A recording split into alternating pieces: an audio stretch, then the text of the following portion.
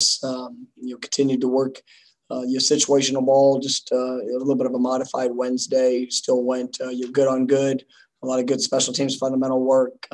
Continuing to work to improve in all those details and the fundamental aspects of the game. I thought our guys were put in some good situations and continuing to learn and get better with each opportunity out there on the practice field. So I thought it was a good day. Tomorrow will be an off day for them.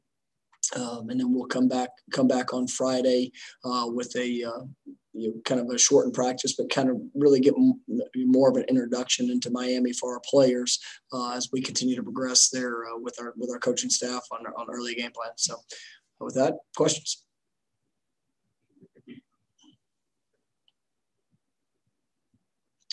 All right. First question on the Irish hotel from Warchant.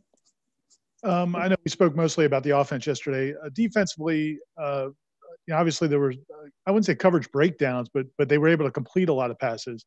How did you guys evaluate the pass coverage both in man and in zone? I think there's some things there. In some of our zone coverages, we got to tighten up some of the underneath things. That we were doing. I thought they did a nice job of throwing and catching in some situations. Obviously, we were able to create a couple takeaways, with those same type of coverages, and so there were definitely some positives. And they had a couple plays where their guys did a nice job of throwing and catching and putting their ball in the right place. I think that we can continue to definitely improve, and it's good to get that game situation to see.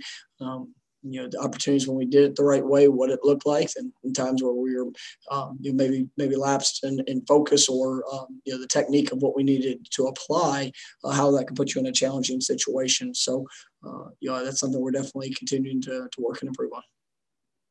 Next will be Brennan from Noles 247. Hey, Mike, the stat line that Amari Gaynor put up seemed really impressive. I guess going back and watching him play, did the stats match the production? Yeah, I mean, absolutely. I thought Amari was a guy that really stood out throughout the course of the game. Loved the effort, the physicality that he played with. There was a couple of just extraordinary plays that he had. Fighting through blocks, creating TFLs. You really kind of felt his presence out there on the field, and it was great to see that in live action. Coach, the game ultimately was a one-score, one-possession game. I mean, do you then look at things? I mean, when it's a one-score, one-possession game that you lose, I mean, is it something that you can say, hey, if we just change one or two personnel things, we're fine? Or do you look at it as we had the right places and the right pieces out there, we just need to improve on them? I mean, through the course of every game, there's unique events that occur. And, I look at every aspect in games that you win by 3 touchdowns or games you lose by a point. I mean, it all is going to be evaluated. There's a lot of things that were out of our control in regards to, personnel or pieces that are in place or, things that we've got to continue to build upon with what we're asking our guys to do schematically. And, but yeah, there's probably, 20 plays throughout the course of the game that if anything, if it would have had a different result in regards to, how we executed or, just a communication, execution, that the outcome of the game would have been different. But it's going to be the same in every game that you play, that they'll always come down to a handful of plays that, provide you an opportunity to win big or, to come up short.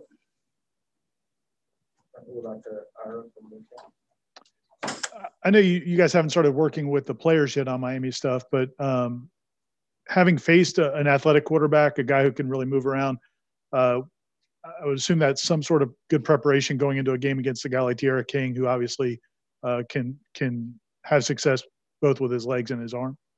Yeah, I mean, D'Eriq King's he's a special player. He's a man I've watched for a few years, and I think he's one of the most dynamic players in college football. So it'll be a little bit different than what we just saw, but he's very, very talented in all aspects.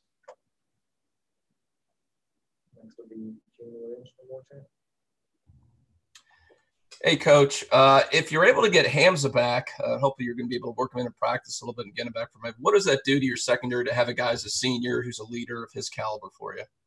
I mean, anytime you have an impactful player that you like Hamza, that has the versatility and all that he does, in both the run game and passing game, it's such a great dynamic to add, as well as you mentioned his leadership ability and just who he is as a person. I mean, it definitely will be giving us a big boost, so we're excited about it.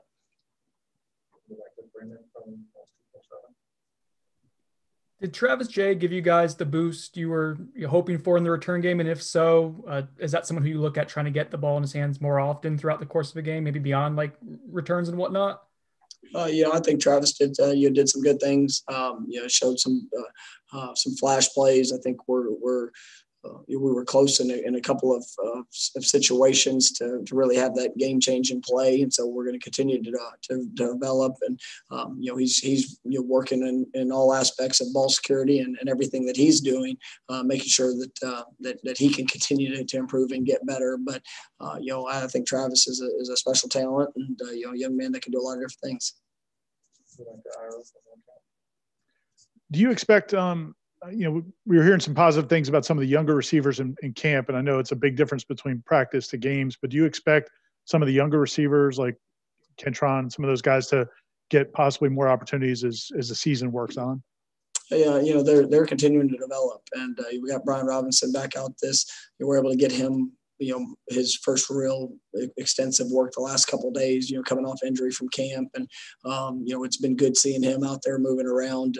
Obviously Kentron's, been very steady throughout camp. He's kind of, had his moments where, some of the ups and downs, and he's really, I think, gaining confidence in what he's being asked to do, play in and play out. And, I think there is potential for him to be able to make an impact for us this year.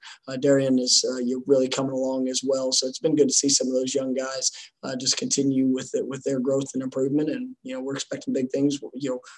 I'm hopeful that we can get some impact out of them here this year, but just more than anything else, just continued improvement. Hey, Coach, yesterday you mentioned Robert Scott, Thomas Schrader. They weren't available for Georgia Tech. Are they able to practice? Do you think they would be available for Miami? I feel that they will be, and so I'm excited about you getting those guys back. And that, like I mentioned yesterday, that kind of took a hit on the offensive line, front with just the overall depth that we had, and then having to kind of get into that throughout the course of the game. You put us in some challenging situations, but fully expected those guys will be back and ready. Hey, Coach, similar question actually, but about a couple DBs I think y'all were counting on. They weren't dressed out for Saturday's games. I like Miko, Jarvis. Do you kind of expect them to be available here in the near future? Yes, I do. I mean, obviously, Jarvis is coming along. Practice today it was good to see him back in action, and Miko is continuing to work his way back into that. We're hopeful that he'll be available here in the next couple of weeks, but we'll see how that continues to go. Last one, we'll go back to Avalon for Warchant. Coach, if your defensive ends can't, organically get pressure, I mean, does that put pressure on Adam and you guys to either work on better coverage sort of looks, or do you try to manufacture and maybe leave yourself a little bit more vulnerable and be a little bit more aggressive in bringing other guys to rush the passer? Say that question again. When the defensive ends aren't able to sort of, do their job and apply pressure on a quarterback, does that just mean that the secondary needs to be better in coverage, or do you have to take more risks and bring pressure from other people? The better pressure you get on the quarterback usually allows the defensive backs. It all works together. It's able to help them out, forcing the ball out quicker. And, obviously we're going to have our pressure packages that we're trying to create, trying to impact the quarterback in a lot of different ways. And so, really kind of works hand in hand. The less guys that you can rush and still get pressure on the quarterback obviously helps you you throughout the course of the game. And, I believe in our guys that we have up front. I think our defensive line has to be one of the strengths of this football team. And we need to continue to do a better job of getting to the quarterback and making an impact there. All right, thank you, Coach. Thank you.